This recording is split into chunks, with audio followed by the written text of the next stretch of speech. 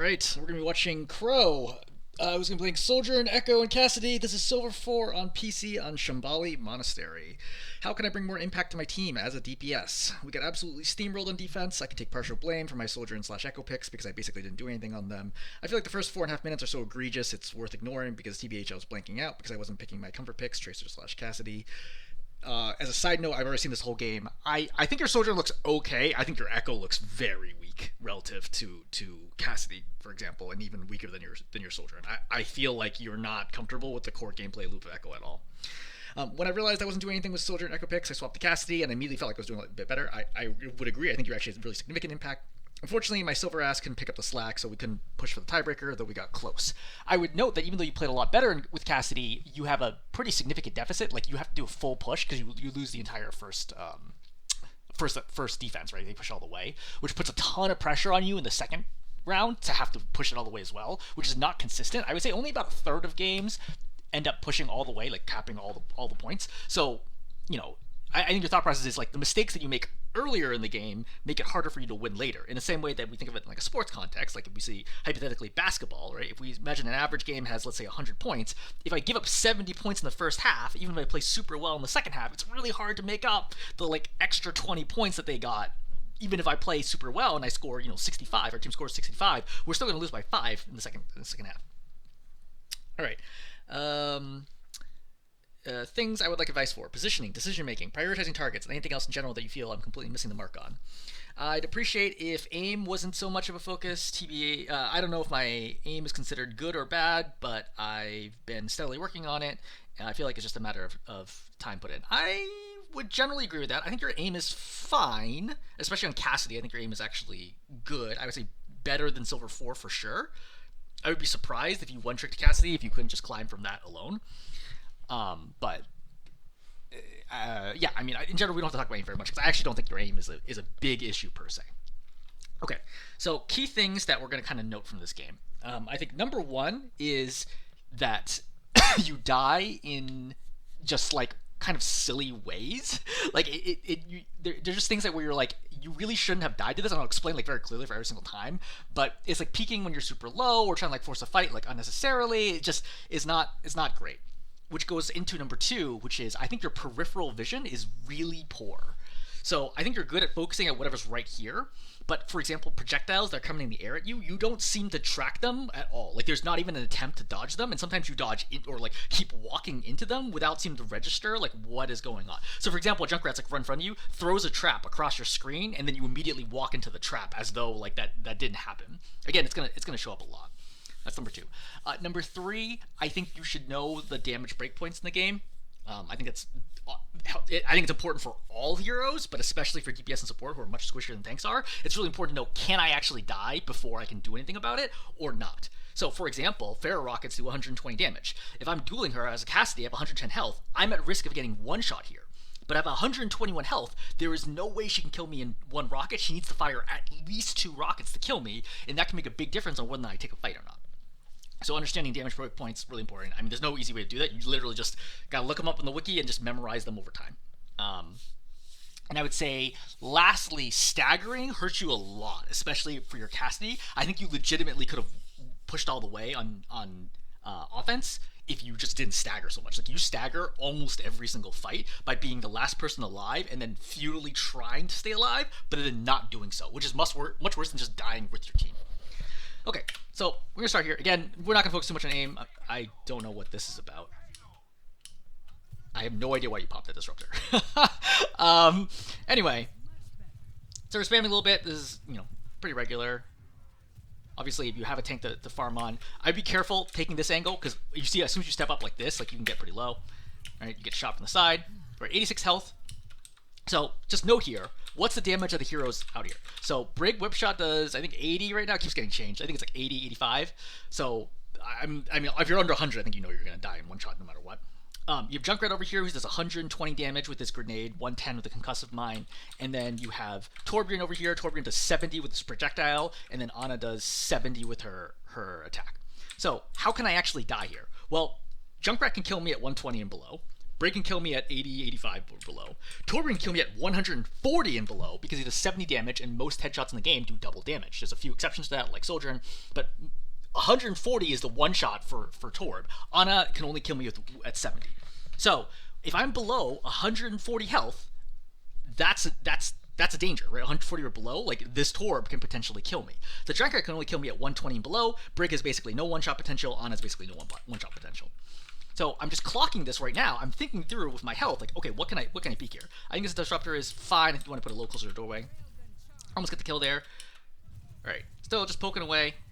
Also, another note is I have to be very careful of poking the same, like if I keep re-peeking the same corner over and over again, it's very likely that I can get spammed out. Versus like if I peek here, then step back, and then peek, like step up and peek like this this forward angle, like over here, and then I rotate. Like if you keep moving around, it makes it less likely you'll hit spam. You don't have to. It depends on a lot of different factors because it's going to reduce your uptime. I'm just noting that the more I peek the same corner, the more I expect to get punished for it. So still spamming here. Okay, fine. I stand still right there, which is really bad. So you notice this, like you're not taking any damage. The second you stand still right now you suddenly get obliterated. So again, moving around previously, barely taking any damage. Now you just took 160 damage right away because you stood still. As a general rule, never stand still in the game of Overwatch. There are very specific times where you can choose to do so. A good example is like against the Moira, like it's a 1v1 duel, like you don't really need to move at all. But generally speaking, don't stand still. And if you are going to stand still for the lowest possible time, literally like 10th of a second, 2/10 of a second. That's the time that you should be standing still. Not like almost a full second there, almost assuredly results in you dying. So you're 16 health here. Kiriko pops a heal in. She's looking at you. I believe she's planning on tossing the second heal for you. You decide to peek anyway. So, all right, fine. Like, that's kind of dangerous, right? Because you didn't get that second heal yet, but, you know, it's fine. So, still poking here. Nothing super exciting. So, we're going to get to something. There's going to be a point here. Still poking. All right. As a reminder for damage, if you don't know the breakpoints for Sojourn, Sojourn does 30 damage on rail. So I'm going to call her primary fire, like automatic fire, and then her right click only, the secondary fire, railgun. So her railgun does 100, or does whatever the current number is, plus 30. So at 0, it does 30 damage. I don't even know if you can click it at 0. At 100, it does 130. That's a really easy tip to remember. So just still poking away. Throw a disruptor. Okay, I'm at 106 right now, so I have to clock. Hey, look, Junkrat can kill me. Torbjorn can kill me. I need to be a little careful right now. Kiriko pops away. I re-peek this, and I get instantly killed by a Torb headshot. This is not, in fact, random. I think that a lot of people, especially the like less experienced people at Overwatch, think their deaths are random. Overwatch is actually a very well-designed game in this respect. Almost none of the deaths that you will take in a game are random. Like, I could literally go through, like, 50 deaths that I play in, let's say, like High Masters GM, and I don't know that I would find a single one of them as random. I qualify random as like it came out of nowhere. There's no way that I could have seen that coming, and there's no way that I could have prevented it. At high level play, people never die unless they put themselves in a position where they're like, yeah, I could die here. Often for like an intentional risk or to suicide because the fight is over. So in this situation, when you're 106 health, and I understand that the Junkrat could simply chuck a mine. I don't even know where the Junkrat is right now. Okay.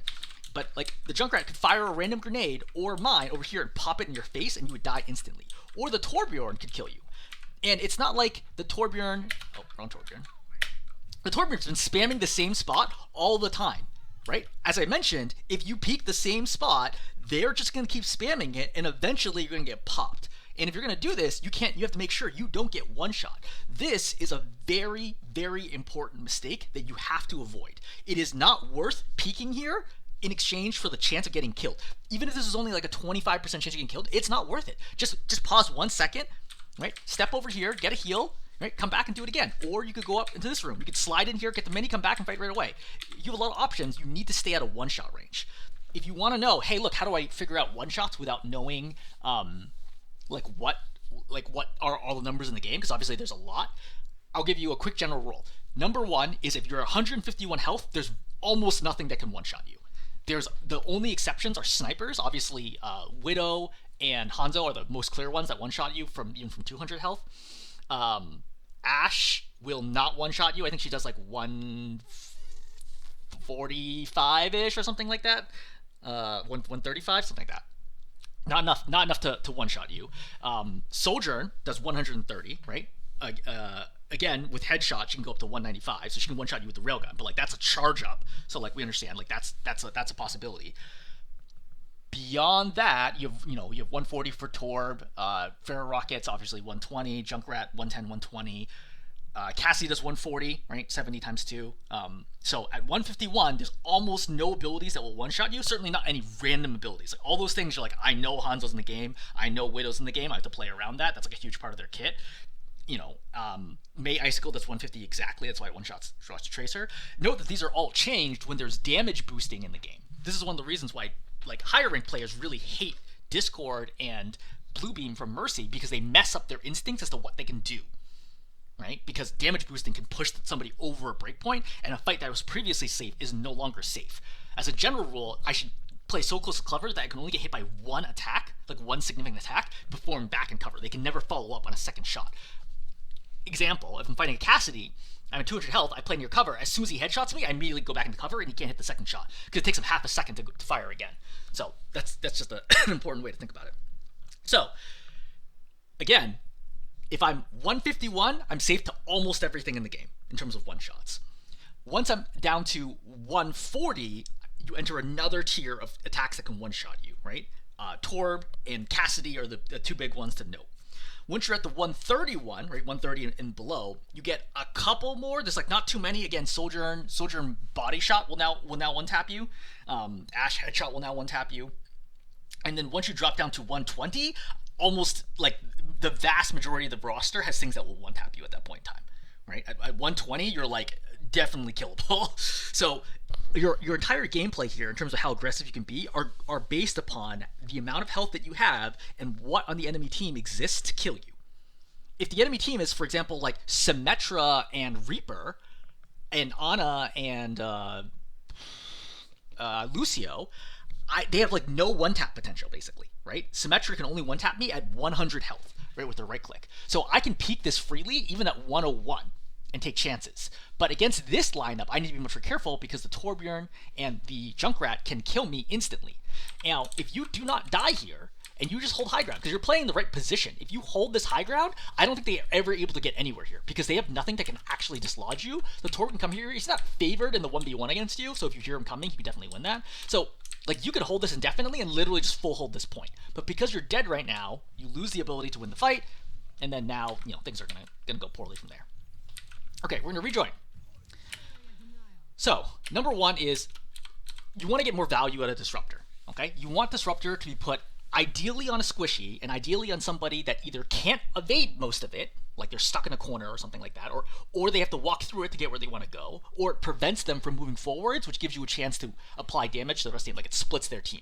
For example, if there's a support right here who's trying to heal the Orisa, and your Disruptor shot fills this entire area, they're like, oh shoot, I have to step away, and they can't help the Orisa. That's a good example. This Disruptor shot, even if it was on the Orisa, is still useless. Like, let's say you throw it right here, the Orisa's not going to care. She's going to walk right through it, because it's like she's fortified right now and doesn't take any damage.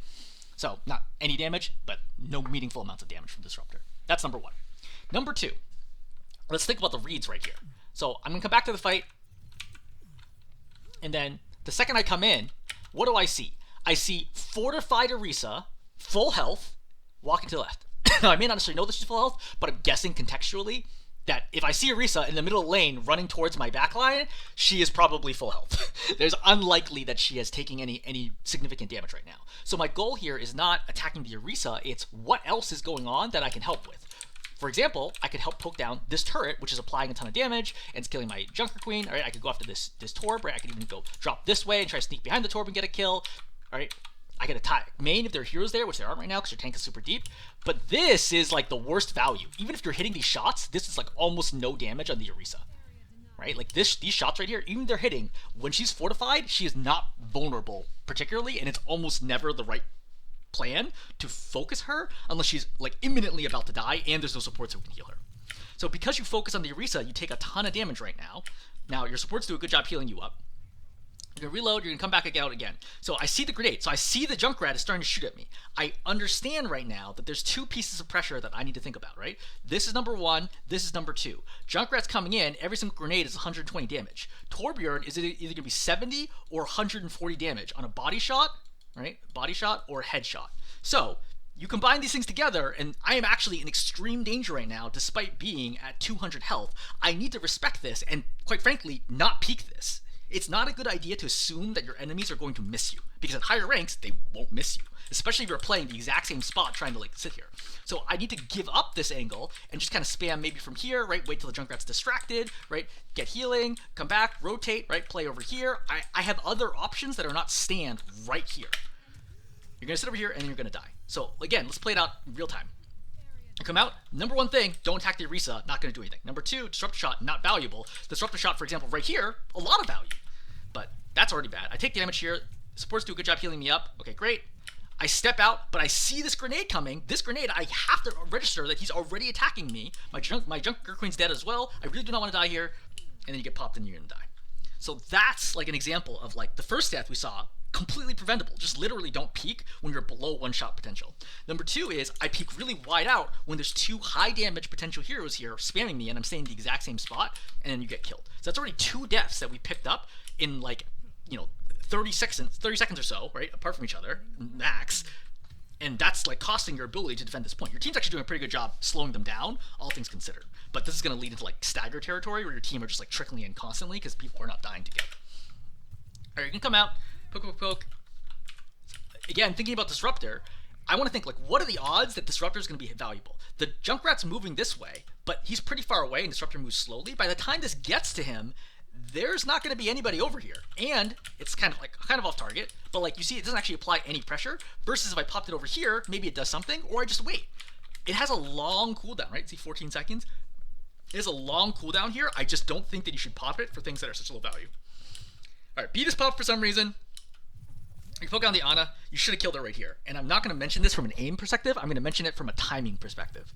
So the Ana is just sitting still on the cart. This is a very common low rank thing to do.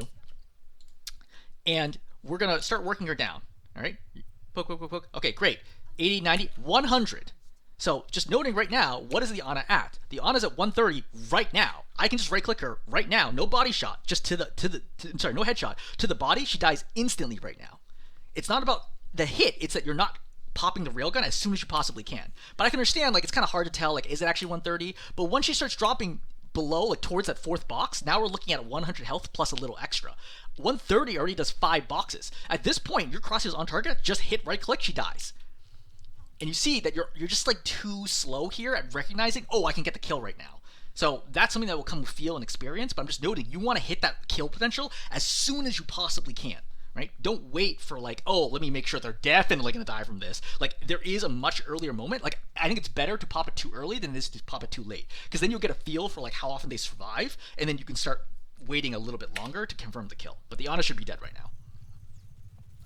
All right, you're poking on the Ana. So this was extremely dangerous. You're at 130 as a reminder. So Brig Whip Shot does 80, 85. Ana does 70. So if she hits me twice, I'm going to die here. So first shot, okay, I must be in cover right now. Am I in cover? No. And then the Ana actually gets a chance to miss this one. If she hits you right here, you die again for the third time on the initial engagement. So, like, this kind of stuff that you have to clean up. You have to understand how much damage can they do to me, and can I die here? If I can, I need to play closer to cover. If you're playing here and going back and forth, that's fine. If she only hits you once and then you're behind cover. But playing this far out is dangerous. So again, right? Hard cover is here. If you want to play right here, this is fine. But playing all the way out here, this is no good. This means that you're too far from cover unless you go this way, which you might not want to do for a variety of reasons. So, just noting. Hopefully Epic Peng's gonna work. Alright, things have gone weird over here. Your Orisa's, or enemy Orisa has pushed into your team. Trying to kill Lucio, I assume. I see this and I immediately slide in. Now you might think, why would I slide in here? I just spent the last 5 minutes talking about how you need to stay alive. My read right now is there is an Orisa fighting two of my supports at the moment who is extremely separated from her team. Like, there's no team help here because of how far away she is from her team. So generally speaking, offense only controls this space right here. That's where offense goes right now. So the fact that she's all the way over here means that she's not going to have any help. Is it possible someone's there? It's possible, but I'm going to make an educated guess that no one is there just because this is such a weird spot. Like, what is she doing over here? This is not, like, correct play on her part. So I'm going to take a chance, number one, that she does not have any support help. Number two, my supports are here. I also suspect that the Lucio's probably on healing aura right now because he's in a duel, so I'm going to get some healing on the way in. That's number two, is my supports can heal me. Number three, I find it very unlikely the Orisa is going to target me if I slide in right now. Like, imagine that you show up, you just slide in, and now you're standing right here. Is she going to target you? No, she's going to keep going after the support, because number one, she's already conditioned to attack supports. Number two, she's going to attack the closest target. And number three, she's going to assume that if you're sliding in here, you have 200 health. Right? If I see somebody suddenly join from the direction of their spawn, I would assume that they have full health. So she's not going to know that you're low. Now, when you put all these things together, it makes this play effectively free. Like, there's almost no chance of you dying here. And this is a good example of like higher ranked play versus low ranked play. Like, they put all of this together in their head like almost instantly. Like, the second I saw this, I'm like, I would have slid right away because I have no reason to believe the Orisa would target me here at all. And even if she does target me, she most likely has popped all of her cooldowns. She's probably already low. She's focused on preservation, not getting a kill, and my supports could heal me. So, yeah, like, that's a huge thing. I would also add, as a fourth thing, as a macro basis, I need to play very quickly right now because I know the card is pushing, and this Orisa is occupying these two. I need to kill her quickly to try to turn back and touch the card. Obviously, the card's very advanced right now, but I'm just noting, like, this all is going on in my head at the same time. But your Junker Queen has 0 help out here, and then point ends up getting capped. So there's gonna be some more picks. You're just kind of going here. You're poking, right? Trying to kill the Brig. So Junker Queen drops. As soon as she drops, I'm like, okay, we're committed. The second she drops off, I think this is a win or die fight because Junker Queen has no way to get out of this fight easily. If she's Winston, if she's Doom, if she's Ball, if she's Diva, she can come back to high ground or escape in another way. But as Junker Queen with no good mobility skills, she is committed. This is now, again, a committed fight. So I want to speed up the fight at this moment in time and do whatever I can to make sure that we win this fight. So I'm no longer thinking about self-preservation. I'm thinking I need to get kills as fast as I possibly can at this moment. So she drops. Now, when I look at this, what do I think is going to happen, right? You need some degree to like predict the future based on people's positions and like general behavioral strategies. So when I see this, I see, okay, there's one enemy over here, there's one enemy over here, and there's an ally over here. Well, I generally want to focus fire with my teammates, right? It's a lot harder to kill somebody from 200 than it is to kill somebody from 100 if my teammate splits damage from me. Who is likely to get attacked here? Is it Ana, number 1, or is it Junkrat, number 2? Hopefully it seems obvious right now that it's going to be Ana. Why? A, she's a support, and B, she's much closer to the Junker Queen. Like, the Junker Queen dropped right away, like, into her face. I assume that she's going to get focused by the Junker Queen. So it doesn't matter. Even the Junkrat was like 150, 100 health right now. I would focus the Ana because the Ana's going to die almost instantly if me and the Junker Queen focus her down. But instead, what you end up doing is... You see how you're focusing the Junkrat right now? You see the Junker Queen goes down, immediately lands a knife, shoots down the Ana. Ana's at 50 health right now, goes for the axe swing, she's going to miss it, right?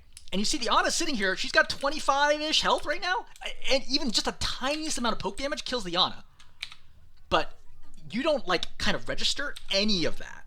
And that's, like, a big area of improvement that doesn't require any additional aiming skill. It's just the read here where you're like, okay, I see my Junker Queen drop right now. I see the drop.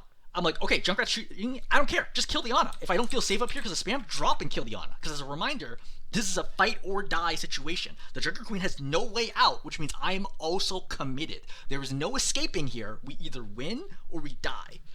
So if you need to drop, if you're like, oh, I can't stand up here because he's spamming me, drop, kill the Ana, and then focus on killing the Junkrat.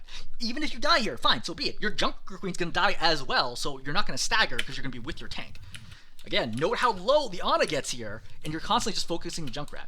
Now you drop down here, you have 148 health, you got boosted shield from the Junker Queen, and you're going to slide away from the Ana the whole time, who gets crazy low. So even when you drop right down, like now you're thinking, okay, I need to preserve my life? No, kill the Ana. As a reminder, there is no way to just kill her. So the reason why you don't really want to go this way, the escape path here is terrible. It takes so long to loop back around, and they can easily beat you out, even with no mobility, by simply walking over here. And then how do you escape? Even if you juke them, even if you go into the tunnel and you're like, oh, hey, I'm going to come back this way. First of all, they can hear you. But second, how do you escape? Like, this jump is too high for you to get it as Sojourn. So you have no way to get out of this fight. You're dead. Like, you are dead here, like, no matter what, if your team does not win the fight. So you really should kill the Ana here. You're going to slide out, you get the mini, right? Okay, great, you walk back in, but now notice the timing and pacing's all wrong. Your Junker Queen is in, but you are playing really slow. This is what's called slow versus fast. Fast means aggressively looking for kills, even at the expense of my own safety. Not suiciding, but being, like, I'll give you back an example again. Let's rewind.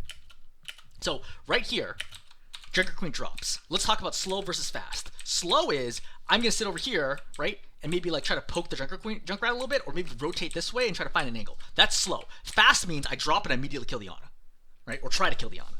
That's the difference between slow and fast. And understanding that pace, that tempo, what do I need to do right now based on the game circumstances, right? The fight circumstances is really important. You slow down way too much. Now you don't have slide, you have full health, but you're not with your Junker Queen. Now she's in. Now you can argue this is also a problem for the Junker Queen, but like, you know, like whatever, it is what it is. Like, just play around it. There's a lot of opportunities here. The Ana should have been dead an hour ago. If you just drop with the Junker Queen and kill the Ana, I think the Ana would be dead right away, and then you two would have double teamed the Junkrat very quickly. And what looks like a bad play now would actually be a great play. So you're going to poke the Junkrat, get a kill. All right, you slide kind of unnecessarily. But again, we notice that you're just going to die over here. Oh, no, you didn't slide. You get hit by the Javelin. So, again, the fact that your Junker Queen needed to use that ultimate to kill the Ana, right, and the fact that you're not playing with her and able to apply more damage pressure means that even though now you finally kill the Junkrat, it doesn't matter. The fight is won, or lost from your perspective by the enemy team. I would note right now, you have slide. This is a problem I saw right now. You have slide, you can escape. Do a slide this way, and then jump, and then curve around the corner, and then you escape. But you don't pop it at all. Like, you literally don't even hit the button, and then you just die. So you need to be better about using mobility. Okay, coming back over.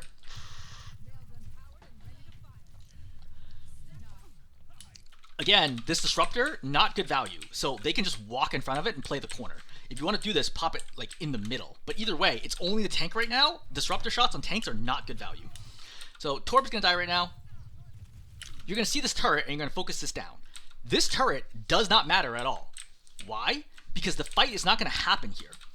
At this stage of the fight is going to happen past this corner. Okay? Their tank is going to continue advancing, right? And then their team is going to stretch this way and this way, which means this turret over here is not going to do anything because that turret can only see out to this space, which nobody in your team is going to be standing, and you have no dive heroes. So you don't need to worry about that turret at all. Wasting your shot here on the turret is a bad call, right? You need to delete.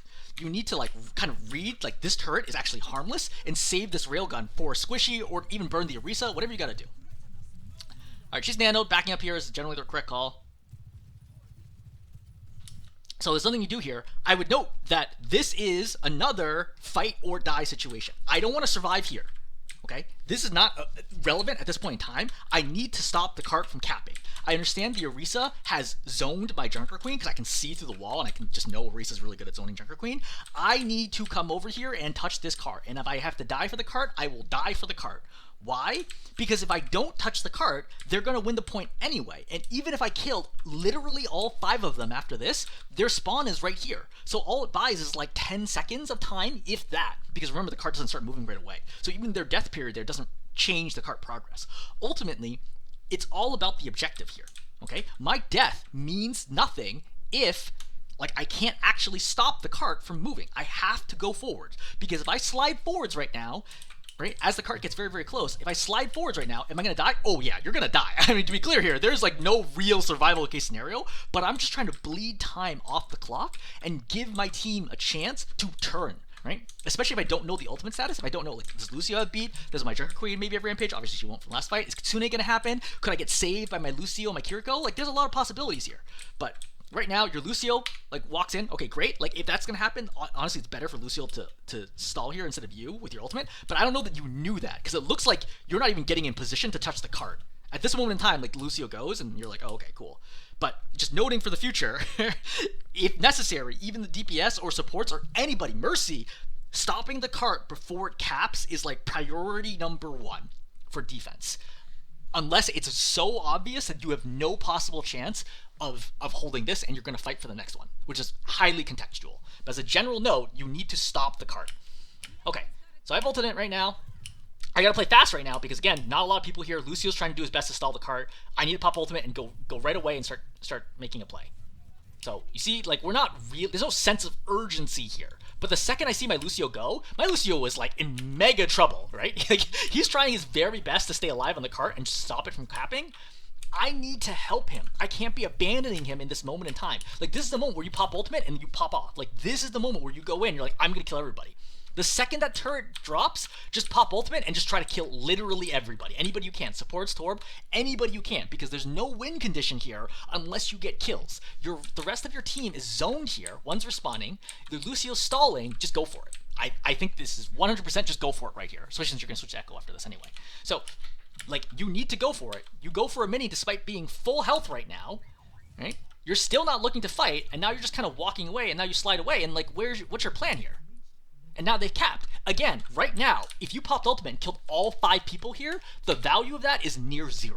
Because their spawn is so close, they will come out right away in like 10 seconds, and then you will have gained nothing. Versus, if you win the fight here, you're going to bleed something like 30 to 45 seconds off the clock, because they're going to respawn all the way over here, right? 10 seconds go by, right? And then this is moving a lot faster than regular speed, right? But like, let's kind of count quickly, right? 10 seconds go by. Okay, 10, 1, 2, 3, 4, 5, 6, 7, 8, 9, 10, 11. At a minimum, it's something like 25 plus seconds for them to even get back to the cart, much less win the fight and then cap it. That's why, again, winning a fight after it's capped means nothing, because I'm just going to walk out of spawn and be like, okay, cool, go ahead and pop your ulties. It's not going to do anything. All right? So right now, you're like kind of taking this duel. This is not a great idea. I think you're trying to get back over, but like it's not. I don't think you know the map super well. There's not another way to get back out over here. So you have to slide here and then slide jump again. You honestly should just suicide. I literally would suicide right now because nothing matters here and I don't want to pop ulti at this point. But you're going to sit here. Eventually they're going to chase you down and kill you. This is all very bad, by the way. Well, notice the cart is moving right now. This is not good. You're not doing anything to stop the cart at this moment in time. You've already popped your ultimate. You kill the Ana. Again, she's back in 10 seconds. Who cares? It literally doesn't matter. If you kill all 5, it does not matter right now. But nobody is actually stopping the cart. The cart's moving. Now you're going to have to respawn, and they're going to get the chance to push it up. Because ideally, you want to take the next fight somewhere in this space. But by you being dead, there's 1 DPS down. Your support went in with you as well, which is a mistake. And now there's only 3 people to stop 5, right? 4 plus the Ana coming soon, and they're going to be able to push through this choke. This is a tough choke to take. You want to fight here. You don't want to fight over here, and you need to recognize, look, this fight's over. I've made a mistake. Just suicide. Literally just walk into them and let them kill you. That way you can respawn quickly, rejoin your team, and then you can fight with your ultimate. All right, we're going to come out with Echo now. So for Echo's general gameplay, every 6 seconds you get to fly, you get to use stickies, and you get to use focusing beam technically takes more than 6 seconds, but you get to fly and use stickies. So for Echo, we're thinking about, hey, look, walk out here, fly up, immediately pop stickies, try to get a kill. Oh, didn't work. Okay, drop, spam, spam, spam, spam, spam, reload. Okay, 6 seconds later, great, up again, try to get a kill. No, didn't work, go down. All right, spam, spam, spam, spam, go up, try to get a kill. Oh, hit stickies, focus them down, burn them, great, excellent, fight, fight, fight, drift back if I need to. If I have ultimate, I can stay, pop ultimate, win the fight. That's the general gameplay loop for Echo. I would also note that you should change the flight settings for Echo to hold for glide. Was it glide? Hold to use flight. Yeah, this one. So you should flip it from off to on because you want to start the cooldown right away for your flight. Otherwise, when you're holding it, like it's a toggle mode, if that makes sense. And then you won't have it as available as soon as possible. Situationally, there are times where that's the right call, but like again, because you can hold it down, you can just let go when you don't need it anymore. Generally speaking, you only need the initial burst of flight, and then you can release it and just glide while you attack. Versus holding it the whole time and having full like 360-degree movement is not necessary most of the time. If you watch an Echo guide, like every single Echo guide will explain this, by the way. All right, so we already have stickies right now. What am I looking for? I need to go and I need to try to get a kill here. Okay? That's the whole point of Echo is you have this ambush every 6 seconds potential. So I don't want to be back here. I know there's like a tire coming, but like, so be it. Like we need to like get a kill right now or we're going to lose no matter what. So I know that the stickies are coming. I want to be looking for an opportunity to get a kill. But the thing is, right now, I saw Brig go. I can hear the tire coming, right? I can hear the tire on, through the wall. I'd be able to tell the tire's going to the left. It's going to pop. The second this pops, I immediately fly over here and I try to get to kill the brig, because I know the brig is stuck here. If this brig gets away, we have no chance of winning this fight because we're constantly staggered at this point. I must kill the brig. The brig is objectively way out of position, right? This is where the brig is. This is where her team is. We come out of these doors. Like, there's no way this brig should ever get away from this fight alive. But in order for that to happen, I need to actually make a play. I'm the only person who really can get the kill here. That's my job. Like, for DPS, like, this is the moment where I'm like, look, you need to get a kill right now. Really, really important. You can fly this way, right, to confirm a kill. I can just throw all my stickies under shield, break it immediately, get the kill. You have a lot of options here, but you need to go right now. You don't need to be spending your time reloading one ammo. And now brig gets away. The second I saw the brig get away, I'm like, there's no way you can win this fight. Because now they're all 5 together. Your Bastion just died. Like, the staggering is continuing. You just have no damage or kill presence here whatsoever. Stickies are coming up. Again, I could fly up, I could try to blow up the brig, or I could fly up and I could try to blow up the junk. I need to kill somebody right now. Walking on the ground towards somebody in a straight line is never going to result in the kill as Echo. The game plan is fly up, hit stickies, zap, tri-shot, beam. That has to be like the core like flow of Echo. And I know you're not super comfortable with Echo, but you may want to consider, again, watching a guide on Echo just to kind of like calibrate how you should be playing. Because the way that you play Echo is like almost like an artillery Echo. Like, you play way too far back. You're very timid. Like, you don't really know what you're supposed to be doing. And I think that's strong. Your Sojourn looks a lot better. Like, I think you generally understand what you're doing as Sojourn. You're just getting picked in like spammy ways. But your Echo play like does not appear that you actually understand how to be playing. In the same way that people, when they pick up like Tracer, they'll play with their team clumped together and just like shoot from really far away. And I'm sure you as a Tracer player look at it and be like, that's not the way you play Tracer. That's the way I feel looking at you play Echo. Like, there's a huge disconnect between what you're trying to do in Echo and what you should be doing as the general playstyle. All right, we're gonna play as Cassidy. So in general, Cassidy's gonna go way, way better. So you can come out here, right? Shoot. General rule for magnetic grenade. General rule for abilities in general. When you look at a hero, assuming that you have not seen or heard them use an ability, always assume they have all their abilities available. What does that mean? In this scenario, I see Moira. What does Moira have? Moira has Fade. Is she looking at me? She is. So she's going to register if I try to do anything. I have Magnetic Grenade. If I throw a Magnetic Grenade at her, she uses Fade, and the grenade doesn't stick.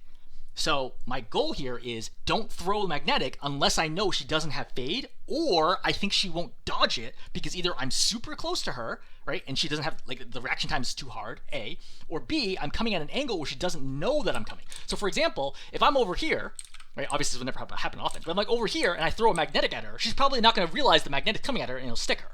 But in this situation, she's looking straight at you, right?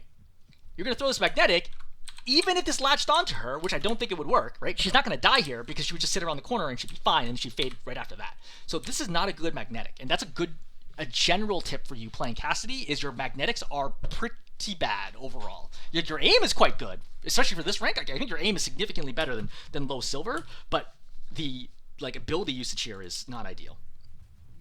So Cassidy or Moira's here. I'd confidently push. I have a Kiriko here. It's mathematically impossible for the Moira to kill me. Yep, push, kill her. Great, excellent. Headshot, body shot. All right, Junkrat's here. This is a great time for magnetic, right? You go around the corner, you stick him with the magnetic because he can't escape quickly the way Moira can. Moira can instantly fade. Junkrat needs to throw a mine and then pop it to get out, and it might still get him. So I could go around the corner and I could be, hey, throw and then turn, right? Go for a body shot, headshot, or fan, or I could roll fan, right? I could grenade roll fan. And you have like a million options. The worst option here is to just walk at him and kill you. As a reminder, how much damage does Junkrat do? We talked about this earlier in the game, and you should now know this by heart. Grenades do 120, concussive does 110. That means he does 230, I think it's funny I'm doing math with Epic Pen here. That means he does 230 damage. How much health do I have? 225. 230 is greater than 225, which means the Junkrat can instantly kill me. And when I say instantly, I mean like less than a quarter of a second if I turn this corner into him. This is no good. I can't be doing this because he will instantly kill me. Even if you're being pocketed here, you will die so fast that the healing won't even reach you in time. This is a bad fight to take, just like what I would call like a naked fight, where you just kind of walk up there and try to force it. Again, you can throw a grenade and then turn and try to kill him instantly. I could throw grenade and roll. I could roll, throw grenade, fan the hammer. I just want to kill him faster than he will kill me. But not knowing probably how much damage he does means this is a terrible fight. And you're going to die basically instantly. Right? Let's slow this down. So you're going to walk in. You see he's got mine charge. He throws the mine, right? Pops you, and then you're going to... I think you actually hit a grenade on the ground, maybe. Or maybe he attacks you. Either way, you die, like, instantly. Like, you have almost no time to respond to this because you took a point-blank fight with him that he cannot miss, and he can one-tap you. Like, I knew this right away. Like, this is a bad fight. He's shooting. He's got mines here, because I should assume he has mines, right? Pop. No, he shot that. So, and then you just die. And, like, what can you do about that? Nothing. That's why you don't take a fight that way. Understanding how do I take a doorway from someone, especially as DPS, is really important. Like, DPS is all about, like, mechanics and taking favorable 1v1s in a way that tank isn't, in a way that support isn't. Like, you should be able to be like, I'm Cassidy, and I randomly select a DPS out here, and you think, how do I win this fight? If it's a Bastion, if it's a Reaper, if it's a Symmetra, it's a Pharah, whoever, how do I, from here, push in and kill them? Or can I? In some fights, I can't, right? If they're well situated, right? If Symmetra's here with turrets, like, I'm not going to get a killer no matter what. So, my goal there, actually I can. My goal there is actually to put to edge here, right here, and constantly keep juking at the like jiggle peeking here to try to potentially double or headshot body shot her, or I think maybe double headshot now. I think it's just at 225. So that's my goal here, is to just keep doing this over and over again to kill a Symmetra. Versus if it's something like a Soldier, I can just roll in and instantly kill him with Fan, hypothetically, right? Or Torbjorn.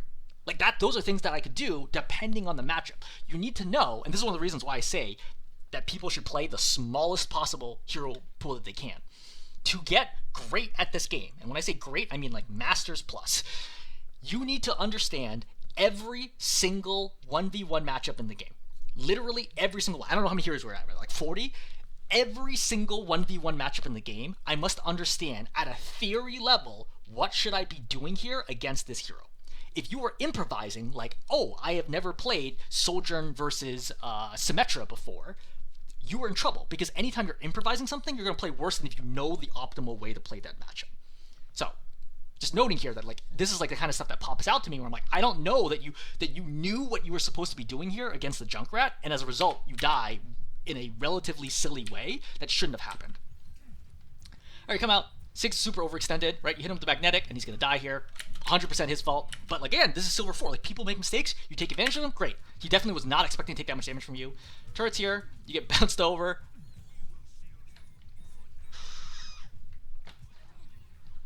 Alright, you off angle here, which is great.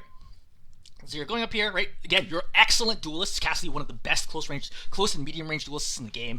You should be very comfortable taking this fight. Like, you versus Kiriko, you versus Torb, I think you're favored against either one of them. Both of them together, I think it's tough, but you can always abort by going into this room or getting help from your Kiriko. So I think this is very good that you push this angle. Continuing to push, okay, great. You see the Torb. We really would want to hit that first shot. So this is where, for Magnetic, I see right here, I think it's okay to take one shot, but then you must immediately throw Magnetic. Alternatively, throw Magnetic right away. The same general tip applies to Soldier. I want my projectile-based burst damage to be thrown first when I have the advantage of surprise. Why? Because they don't know it's coming, so instead of having time to dodge it or live through it, they get hit by the projectile at the same time as my hit scan weapon. That's why I want to throw the Magnetic first right now, or alternatively after the first shot. But now you give him so much time that even by the time you throw Magnetic, even if this connects, he actually has enough time to walk over and pick up the Mega and not die to this. Right? Now he picks a Mega, and now I've messed up. This is a bread and butter kill. So if this was a higher rank, I think even if this is Diamond, for example, I think this is a kill like literally 95% of the time. There's almost no way the Torbjorn could survive this without healing. Right? I think this is like a very trivial kill that requires very little aim here and mechanical skill. You just need to know that the Magnetic should already have been in the air by now. Right? Again, with Magnetic, if the Magnetic had already been there, he is dead right now, and you don't have to worry about trying to stick him now and killing him through the Mega. Alright, you're gonna come back, Ball here. He's trying to roll, he messes it up. Ball has no idea what he's doing, he's trying to roll. Kill him, Fan, great, excellent. You get gripped away. I think it's saving you from Tire, so good. So, spam. Let's look at spam again. So, you get gripped away from Tire. Wow, this is a really good save. So, we're gonna see this. Grenade is coming. Where's grenade coming? Grenade is going to my right. Okay, I can see the trajectory is going to my right, which means I should be dodging to the left right now. So That is the read that I have to be making. Instead, you walk into the grenade. Okay, bad. Now I look at this one. This one is going to my left, so I want to continue to my right. Okay, great. This one is going straight at me, but drifting to my right, so now I need to be going left. I don't even see, like, you react too late to this. Now I'm down to 17 health. Again, the only reason you survived here is because you got healed. So now, mine's coming. Now I'm going to the right, which is correct. He could have popped it right now and killed you. He was, like, a little short of it. 40, right? And now I think it's just going to be super awkward. Neither one of you are going to manage to kill each other. Yeah. So, all in all, just very awkward. But no need to kill this trap right now when the Junkrat is still in play. This is a common problem that lower rank players have, is they see a deployable and they're like, oh, I need to shoot the deployable right away. If it's not hurting anybody, don't shoot it. Just kill him. Like, if this is a Torb and he throws a turret, I still kill him first. I want to kill him first, then I'll kill the turret. I'm full health. Turrets only do like 40 damage a second. It's not a big deal. I need to, like, confirm the player kill first. Another good example where, like, you're just not paying attention to spam at all. First spam coming to your right. Okay, you see this. You see it's going under you. You see the trail. You're going to walk into it. Second one, still coming to your right. You walk into this one too. This keeps happening to you over and over and over again. And I think a big part of it is you're tunnel visioning on the center of your screen and simply not registering like the other particle effects on the screen. One thing that might help you is reducing all the graphic settings in the game. This is really common for most competitive, like high-level competitive play in most games, is what they usually do is they have all their graphic settings at the lowest possible level. Is extremely common. Some people are like, oh, it looks ugly. Then, yeah, you don't have to do it. But I'm just noting here that it's extremely common for, at high-level competitive play, to disable all the graphical settings to make the game cleaner and easier to process. Even when you have, like, obviously you see, like, my FPS right now is, 240 whatever, so it's, like, not an issue. I can obviously play at a higher FPS, but I do that anyway because it makes the game easier to play. All right, you get hit by that grenade. That grenade I kind of forgive you because you didn't have a lot of time to react to it. You get gripped up. I mean, you're kind of in a weird situation right now. Not a lot can really happen here, but yeah, pushing this way, it's fine. So, ball is there. I see the ball. So right now is a good example of when I would want to throw a magnetic grenade. You don't typically want a grenade. This is going to be a contradiction to the previous advice. When you have the advantage of surprise and someone is squishy, throw a grenade first. But when someone is tanky, like a tank, I don't want to throw the grenade initially. I want to wait for right before they're trying to escape, then hit them with a grenade. Otherwise, they might just wait out the grenade and then walk away. But right now is a really good time to throw a grenade because you would die here. Remember, Fan the Hammer does 300 damage with max ammo. So you see this, and magnetic grenade does what? Like, they've been changed so many times, I can't remember what it is off the top of my head. So it's either, is it 70 now? 70, 80, something like that?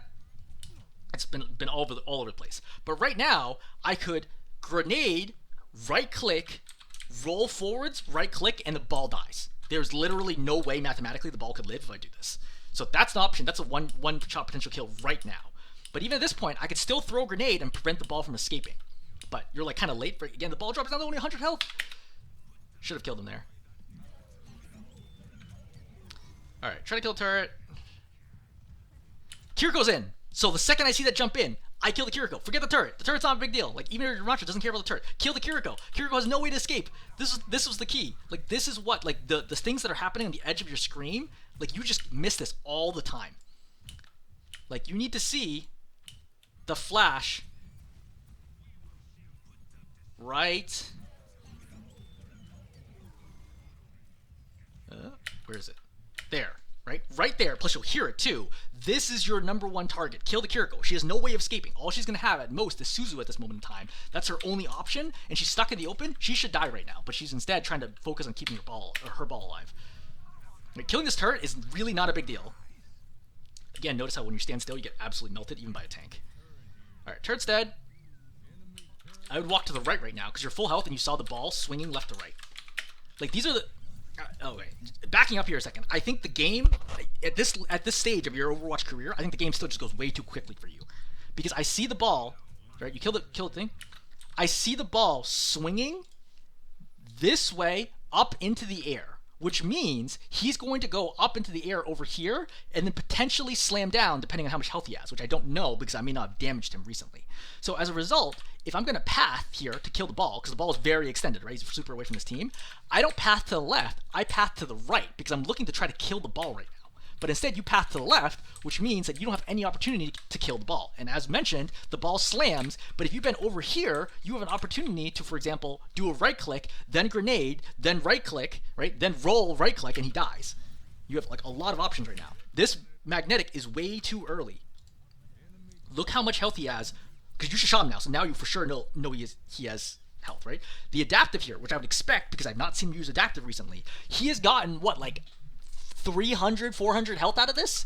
So he has 643 health. So this grenade does not do a whole lot for him right now. Now, granted, he's still going to die here because he's going to... no, he gets melted. He gets melted here. To be fair, he does get melted pretty quickly. But I would not have thrown magnetic there because I would not have expected. I would have like waited another half second at least before throwing that magnetic. But you do good job landing that fan, so he does die here. All right, so just push up.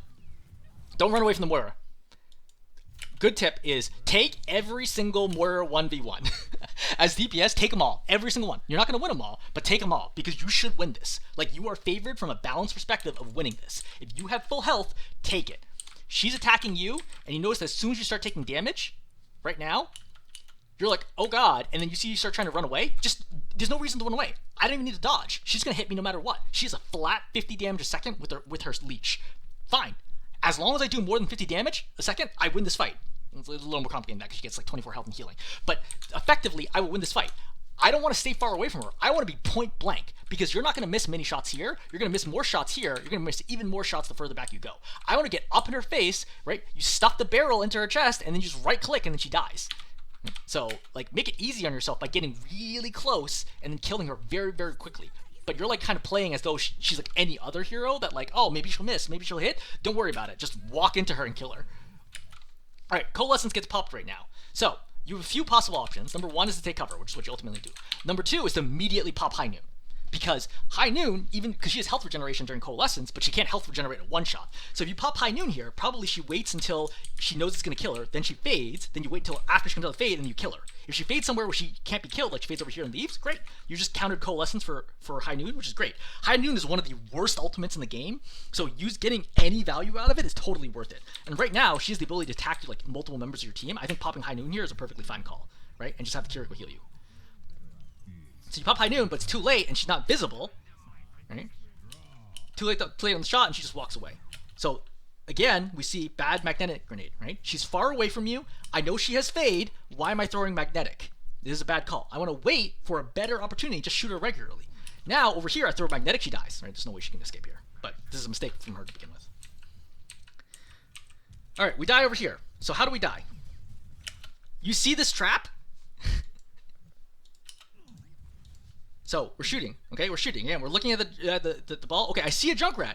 I see this trap. It's going across the screen, in the middle of my screen. It goes over here. It lands to my right. There's a grenade to my right. I could even stay close to the left wall right now, which is safest, because he's spamming to the right. Instead, I walk into the trap, and now I die. This keeps happening to you, like, over and over and over again. You're dying to, like, things that really should not kill you.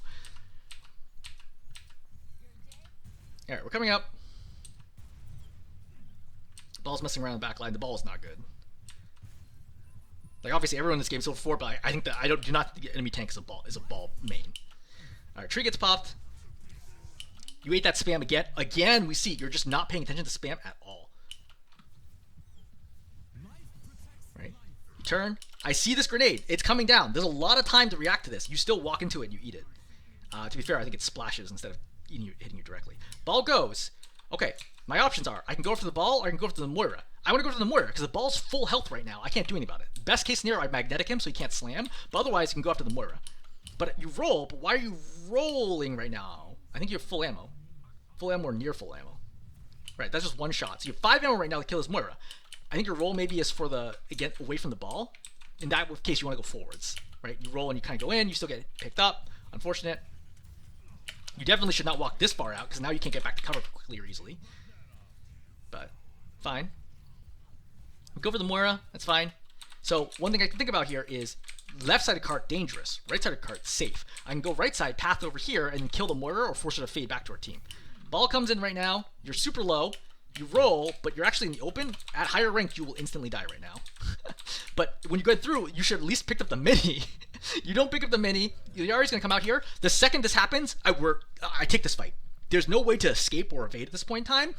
It's reasonably likely I will win this fight. One headshot here kills her, or 2 body shots. She needs to charge up and kill me in this situation. So I got a chance here, and I am also have the benefit of having the ramp as cover to like shield part of my body. So you just start the AD strafe here and immediately go for the fight, which you do. Okay, great, excellent. Go for the Moira. Moira's crazy. You missed the grenade again, unfortunate. So you're trying to poke out the off angle. You lose your Bastion. That's a pretty good hop. I didn't even know that you could do that hop. This is what happens when you don't play DPS enough. Oh yeah, that makes sense. Yeah, this it's fine. So I hear the ball slam on the right. I'd probably look and be like, hey, look, what's going on? But you kill the Junkrat, you're good. You're super low right now. I cannot believe you don't die here. I think at this point you're like pretty much committed, but I need to be careful about leaving the space of the cart. The cover of the cart. So this high noon is unnecessary because there are 1, 2, 3, 4 people against just a ball, a turret, and a torb. I understand that you probably were worried here, and it's better to pop ultimate and make sure you cap the point than not, but I think it was very clear to me that you did not need ultimate here. But again, it's a really low value ultimate, so like whatever, it's fine. Alright, this video is already running pretty long, so we're gonna skip through a little faster. Alright, so walking up here, kill turret, great. Looking for it, right? Poke, poke, poke. Okay, Coalescence gets popped. Okay, great. Wow, you just kill straight through Coalescence. Excellent. No need to roll back. I think you're worried about the cart. Not your job. Let the Life Weaver do it. Push forwards. You want to be pushing with the Ramattra right now to this corner and getting kills. I want these 2 people to die before being able to regroup with their team. Because remember, that happened to you, right? Over and over and over again. You tried to stay alive, but the enemy team dove you, punished you, killed you, desynced you from your team, and you were staggered. That's what you need to be doing to them. Punish people who don't know how to play the game. That is how you win and climb.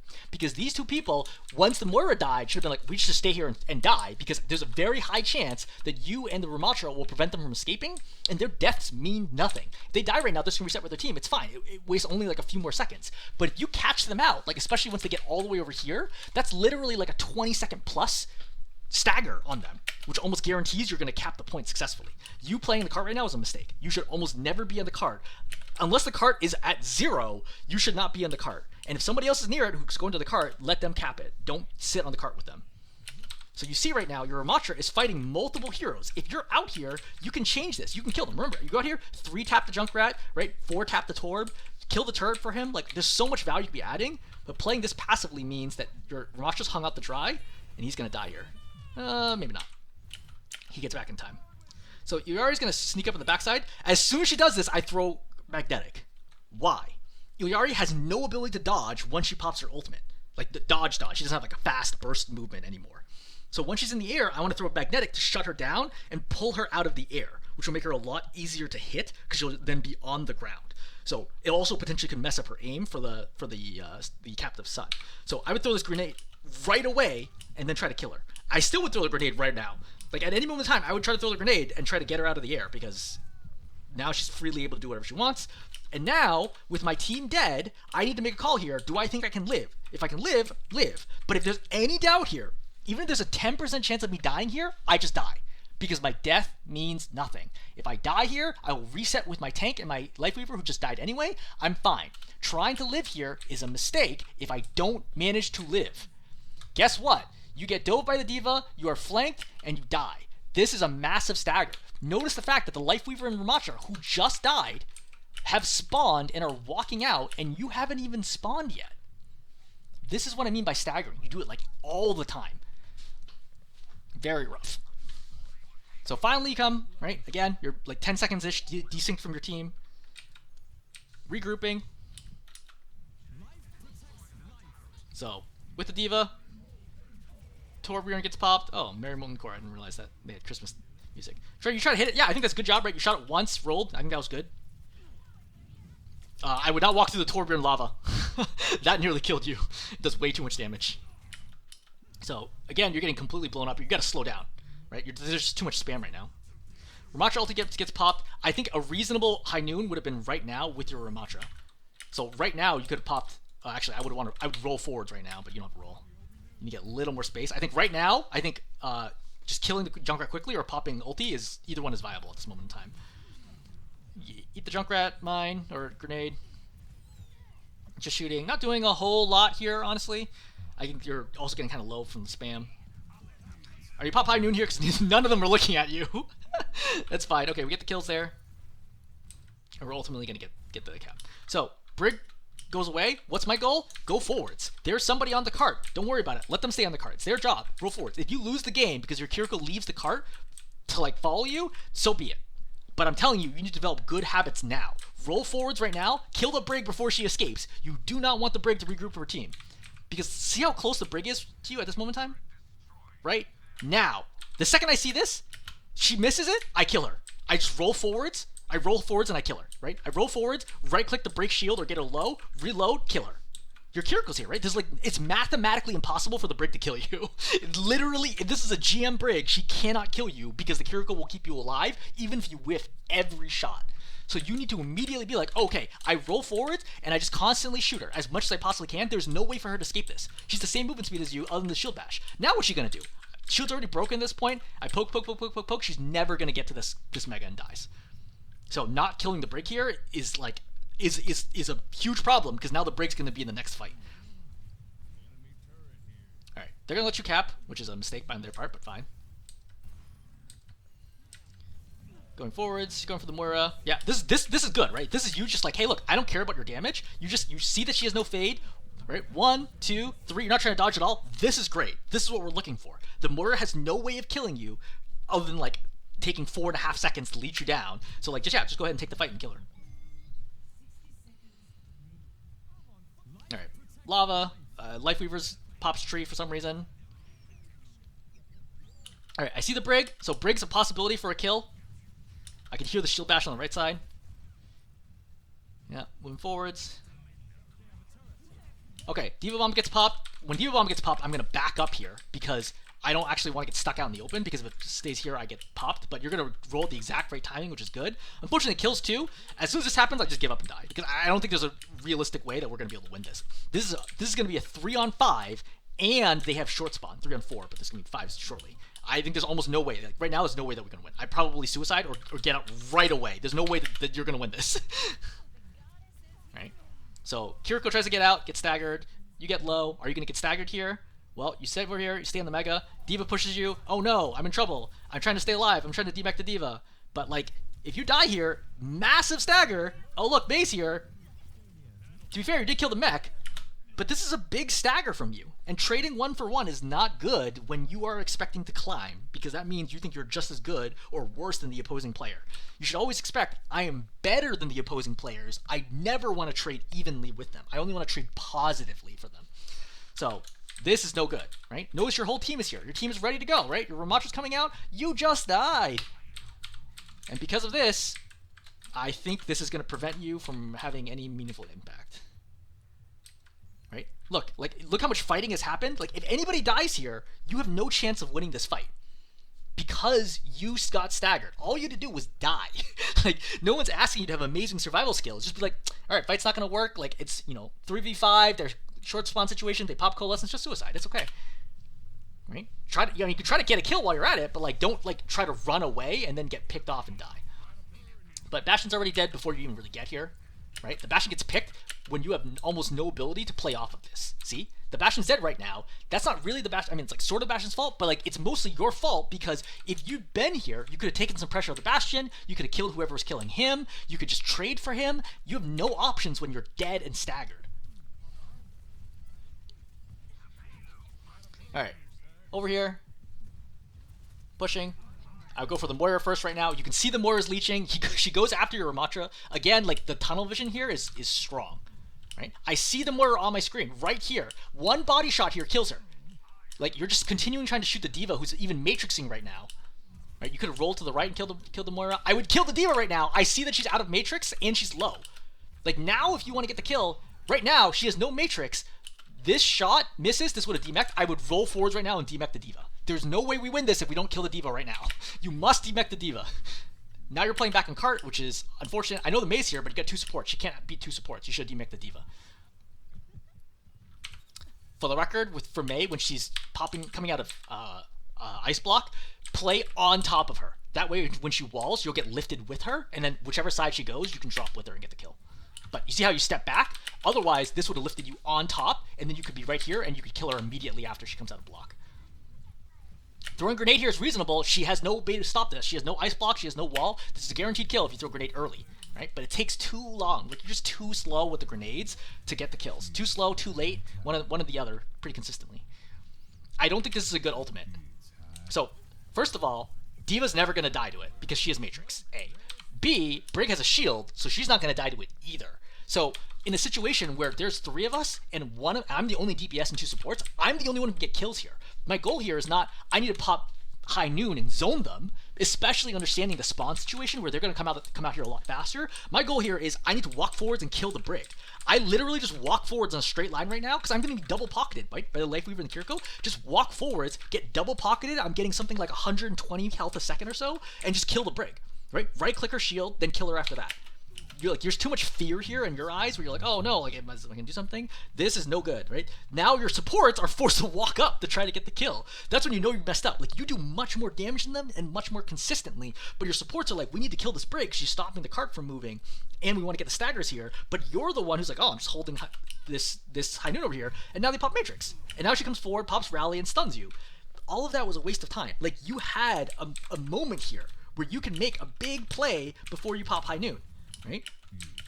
Instead of popping high noon here, just stay on the cart, walk forwards, kill the Brig. She can't escape. There's nothing she can do. There's no other healing here. D.Va is probably almost out of Matrix, right? She's Matrixing the whole time, but like, just keep applying, melee the Brig to death if you have to. Like, there's no way the Brig lives here if you just walk forwards and attack her. Literally, mathematically impossible for her to live here.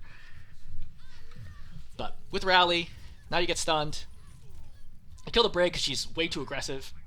So, maybe a chance here, right? Try to go for the D.Va. I would, again, look to try to D-Mech. Okay, you actually got D-Mech. It's great. Want to kill the Torb. Amura's out. Forget the Baby D.Va, right? Baby D.Va is going to be at least another 15 seconds until she gets mech anyway. Kill these 2. Kill the 2 to the left. Don't go this way. You're playing super safe. Now you're like, oh no, I'm in danger. I need to play with the cart. You're full health. You have 2 supports here. Go to the outside of the cart and then kill the mortar right away. Then kill the Torb. Now you're playing too slow. You need to play fast now, recognizing this is the moment to go fast. Play fast, not play slow. Ultimate gets popped. It's a terrible ultimate. Okay, go for the Moira. So I think this grenade's okay because you're like point blank, so it's possible she would fade. But now she fades. Unfortunately, missed the shots. Right, comes out, kills her. Great, excellent. So lava gets popped. I would have considered rolling forwards, but you might have died there. May's here. Yep, kill her. Walking forwards. You're reasonably low. You're trying to get the Brig down. I think that is a gutsy roll, but I think it's okay. The second you roll and you see a Torb in the face, you could just grenade right-click right now and the Torb dies. Just FYI. But you hit the headshot, so, I mean, again, right now, grenade or right-click kills here, for sure. But now you play super far back. You can't really play this far back. I play on the cart. You're actually safe on the cart than you are playing far back, because the turret here is a problem. You need to kill this turret urgently. Alright, and then now the bomb's going to zone you, but even if you kill the turret faster, you still die here, because, yeah. But this is a good example of, like, what can you do at this point? Well, you shouldn't have let them cap first round so easily. They have 3 minutes and 8 seconds on the attack phase. It's so hard to make that up. That's like a very one-sided steamroll. Okay, so we talked about a whole bunch of stuff. I think this was a pretty long video. I don't think I really need to recap because I think I opened it talking about things, but like, number one, like, die less to silly things. Not like, oh, I took a 1v1 and I lost it. Fine, it is what it is, right? I lost because they all dove me. Okay, fine, it is what it is. But like, dying to silly things like spam, walking into a trap that was thrown in front of you, letting yourself get picked off, trying to retreat from a losing fight. Those are bad, like, avoidable deaths, like avoidable errors that you need to cut out of your repertoire. Number two, just like being able to play faster, right? Understanding like, when do I need to play fast? When do I need to play slow? What are the matchups I can take? Very, very important. Number three, I think your echo play looks really weak. I think your Sojourn play is okay and your Cassidy's strongest by far. And just like noting, like, look, probably good opportunity to like look up a guide for echo, for example. Yeah, I mean, beyond that, again, I think if you literally just cut your deaths down, like, this game is an easy win. Even though it like feels pretty one-sided, as long as you just cut your deaths down and either play better at Echo or don't play Echo, I think this game is an easy win. Okay, I'm gonna stop there. Hopefully this was helpful.